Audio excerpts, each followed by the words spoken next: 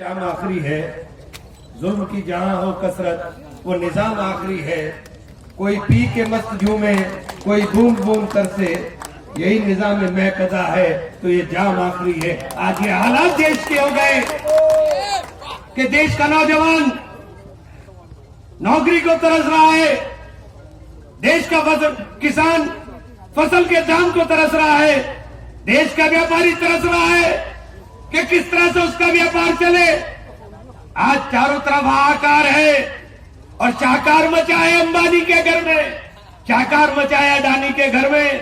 अंबानी की आय बढ़ेगी 63%, अडानी की आय के अंदर वृद्धि होगी, लेकिन हमारी आय घट जाएगी। हमसे तो दुगने का वादा किया था मोदी साहब, हमारी वही 2014 की आय लौटा था। आपने वादा किया था मैं देश को आगे लेकर जाऊंगा, मैं देश को महाशक्ति बनाऊंगा। कहां महाशक्ति बना दिया आपने? आपने कहां लाकर खड़ा कर दिया? कहां हमारा मुकाबला अमेरिका से था, कहां हमारा मुकाबला चाइना से था? आज हम बांग्लादेश से भी पिछड़ गए। जिसको हमने पैदा किया वो आज हमको पीछे छोड़ रहा है। और कहां जा रहा है देश? कहां जा रहा है देश? मन की बात करेंगे लेकिन मन की बात सुनेंगे नहीं, अपने मन की सबको बताओगे लेकिन देश के मन में क्या चल रहा है देश के मन की सुनोगे नहीं। अपने मन से आएंगे 6 बजे। मैं भी सोच रहा था कि पता नहीं प्रधानमंत्री जी आज क्या धमाका करेंगे, लेकिन कोरोना के ऊपर लंबा भाषण दे दिया। अरे मोदी जी, कोरोना से तो आपने त्रस्त करा दिया पूरे देश को। जब 500 कोरोना देश में थे तो लॉकडाउन था, और जब 1 लाख से ज्यादा मौत हो गई और आंकड़ा करोड़ पर पहुंच गया तो आपने पूरा का पूरा देश खोल दिया। आपने बराबर में अपने पड़ोस के ऊपर झांक करके देख लो कि आपके पड़ोसियों ने कोरोना को कैसे कंट्रोल किया। हम कहां चले हो गए? क्योंकि पूरा आपको तो जनता को तो पता नहीं है, ये भोली भाली जनता है, लेकिन वो जो 1,75,000 करोड़ रुपया IMF से लिया आपने वर्ल्ड बैंक से लिया, उसको ठिकाना लगाना था। आपने नारा दिया आपदा को अवसर में बदलना है, और आपने आपदा को अवसर में बदल दिया अपने लोगों के लिए। उनके लिए ये आपदा अवसर बनकर आ गई, चाहे वो अंबानी हो चाहे वो अडानी हो। क्या गठजोड़ बनाओगे भाई? एक मुसलमान बता दो मुझे पूरे उत्तर प्रदेश के अंदर बहुजन समाज पार्टी का, जो बेचारा बिना पैसे के बहुत बहुजन समाज पार्टी की खिदमत करते हुए MLA बनने का काम किया हो किसी ने? एक बता दो, एक आदमी बता दो। कितने लोग गिनाऊं मैं जिन्हें बर्बाद कर दिया, जिन्हें तबाह कर दिया। आगरा से उठा लो और सहारनपुर तक लंबी फहरिस्त तबाही की है कि जिनसे पैसा लेकर के उनको तबाह कर दिया और बर्बाद कर दिया। आप गठजोड़ की बात करते हो, अब छोटे से एक MLA की सीट की बात करते हो। ये MLA की सीट का सवाल नहीं है, ये सवाल है देश के अंदर बदलाव का। और किसकी बात करते हो? किसके साथ गठजोड़ करते हो? बहन मायावती जी के साथ, जिन्होंने अघोषित रूप से भारतीय जनता पार्टी पहले ज्वाइन कर रखी है। कोई एक बयान बता दो मायावती जी का, जो मायावती जी ने भारतीय जनता पार्टी की सरकार के या नरेंद्र मोदी के खिलाफ बोलने की हिम्मत करती हो।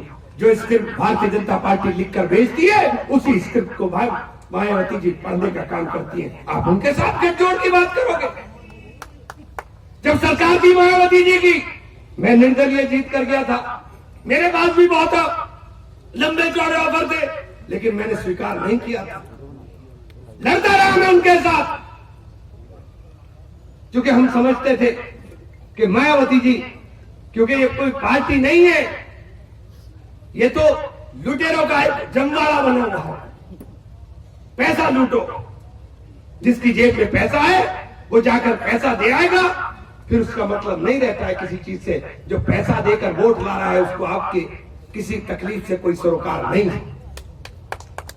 अखिलेश यादव जी की सरकार चली, ये बैठा हुआ अंदर 40वें नंबर पर थे, जो दुनिया के अमीरों की लिस्ट है 40वें नंबर थे। मोदी जी ऐसी क्या चमत्कारी पुड़िया आपने उनको पिला दी कि वो पिछले 6 साल के अंदर 4थे नंबर पर आ गए, 4 नंबर के ऊपर आ गए, 4थे नंबर पर। और जो उनकी स्पीड है उस स्पीड से लगता है कि हमारा देश का नाम रोशन करेंगे, दुनिया के नंबर 1 अमीर होंगे और हम नंबर 1 गरीब होंगे। इस तरफ देश लेकर जा रहे हैं। जनता के खून की गाड़ी कमाई को खून की तरह चूसने वाले इन शासकों से अगर मुक्ति पानी है, इन शासकों से मुक्ति पाने का एक रास्ता है और वो रास्ता है देश के अंदर राहुल गांधी, कोई दूसरा रास्ता नहीं। हर को डर लगता है सीबीआई से। ये सीबीआई का तोता कभी अखिलेश को डराता है, कभी मायावती को डराता है, लेकिन ये तोता जब राहुल गांधी के सामने आता है तो ये फड़फड़ाता है, क्योंकि राहुल को नहीं डराता। आज देश को बदलने की जरूरत है। आज जरूरत है एक संदेश देने की। इस चुनाव से चौधरी साहब के विधायक बनने से योगी की कुर्सी खतरे में नहीं पड़ेगी। नहीं योगी पर कोई फर्क पड़ेगा, इस सरकार पर फर्क पड़ेगा, लेकिन अगर यहां से संदेश जाएगा तो ये बदलाव का संदेश जाएगा, और जब ये बदलाव का संदेश जाएगा तो पूरे देश में माहौल बनने का काम होगा। साथ आज छोटी छोटी बातों के ऊपर कोई किसी का दोस्त, कोई किसी का रिश्तेदार, कोई किसी जात की बात करेगा, कोई किसी धर्म की बात करेगा। ये कांग्रेस है, ना किसी जात की बात करेगी, ना धर्म की बात करेगी। जब सीए एनआरसी के ऊपर सबने चुप्पी साध करके बैठ गए थे, तब नरेंद्र गांधी निकल करके पूरे प्रदेश के अंदर दौरा करने का काम किया था, क्योंकि योगी की सरकार ने बेगुनाहों के ऊपर गोलियां चलाने का काम किया। प्रियंका ने डर नहीं था प्रियंका गांधी के मन में कि मेरे ऊपर क्या इल्जाम लगा दे, मुझे क्या राजनीति का शिकार बना दे। जब हाथरस के अंदर बिटिया के ऊपर अत्याचार हुआ तो वही प्रियंका गांधी निकल कर आ गई, लेकिन इन वोटों के ठेकेदार जो इन वोटों के ठेकेदारी करते हैं एक दौरा नहीं कर सका। ट्विटर का खेल चलता है, ट्वीट चल रहा है, सड़कों पर उतरने की हिम्मत नहीं, क्योंकि डर लगता है सीबीआई के तोते से। पाकिस्तान को जवाब देने के लिए बनाया। भारतीय जनता पार्टी की सरकार ने अपना मुकाबला उस बांग्लादेश के साथ कर लिया।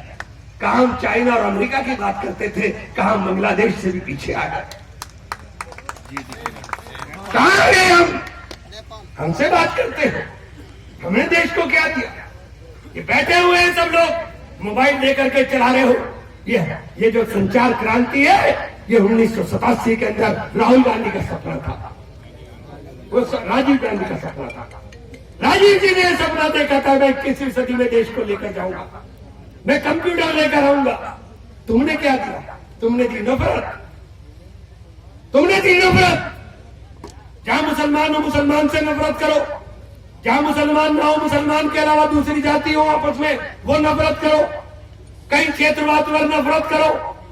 तुमने नफरत का कारोबार चलाया, हम मोहब्बत के सिपाही हैं। तुम नफरत का पैगाम दोगे, हम मोहब्बत की बात करेंगे। हम महात्मा गांधी के मानने वाले हैं, हमारी विचारधारा गॉडसे की नहीं है।